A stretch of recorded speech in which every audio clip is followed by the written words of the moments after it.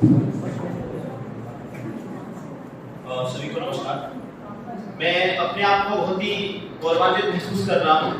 मैं उस केरल की भूमि पर खड़ा होकर कविता पाठ करने के लिए उपस्थित हूँ, जहाँ स्वयं शंकराचार्य ने जन्म लिया हो। जिस केरल को भगवान की भूमि कहते हैं कि जननी जन्मभूमिश्चा स्वर्गादपि गरीयसी। जहाँ जन्म लेते हैं वो भूमि तो स्वर्ग से बड़ी होती है, और जिस भूमि पर स्वयं भगवान ने जन्म लिया हो वो किसी स्वर्ग से। वाह दोस्तों, हमारे भारत के इतिहास में, भारत के स्वर्णिम काल में जब जब राजभक्तों को प्रेरणा की आवश्यकता पड़ी, तब तब उन लोगों ने कविताओं के माध्यम से प्रेरणा दी।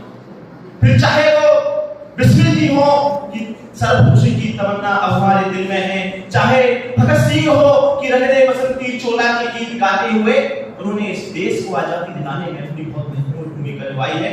तो वही मैं चार पंक्तियों के माध्यम से कविताओं की क्या भूमिका होती है राष्ट्र के लिए बताना चाहूंगा कि बांधकर हमने कितने नमन किए, कविताओं ने जाने कितने मरुथल उपमन चमन किए, कविता ने ही जाने कितने सिंहासन के दमन किए।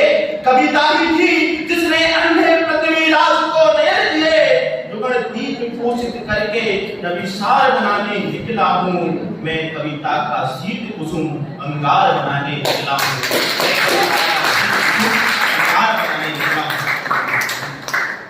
वीर शिवाजी महाराज का जन्म होने से पहले की मैं कुछ परिस्थितियां बताना चाहूंगा कि किस प्रकार से मुगलों ने भारतीयों पर अत्याचार किए।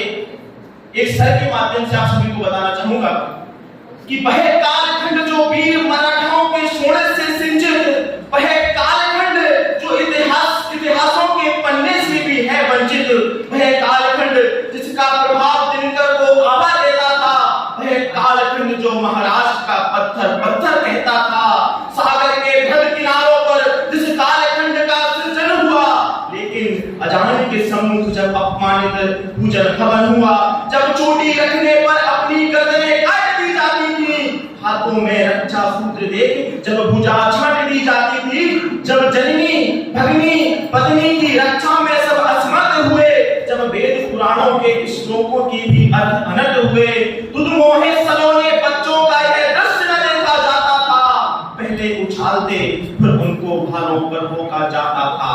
अरे मस्तक पर तिलक लगाने की हर प्रथा रोक दी मुगलों ने, जाने कितने ही माथों पर तब कील ठोक दी मुगलों ने।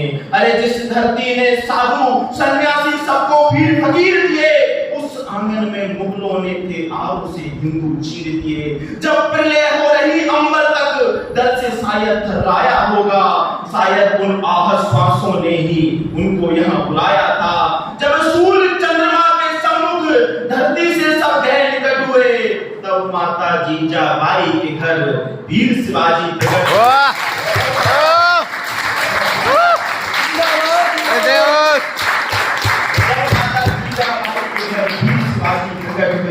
पाए हैं दिव्य दर्शन, पाए पाकर महान हो जाएं, गाए हैं महाराणा गाएं, गाकर हम महाभोग हो जाएं, महाभोग हो जाएं।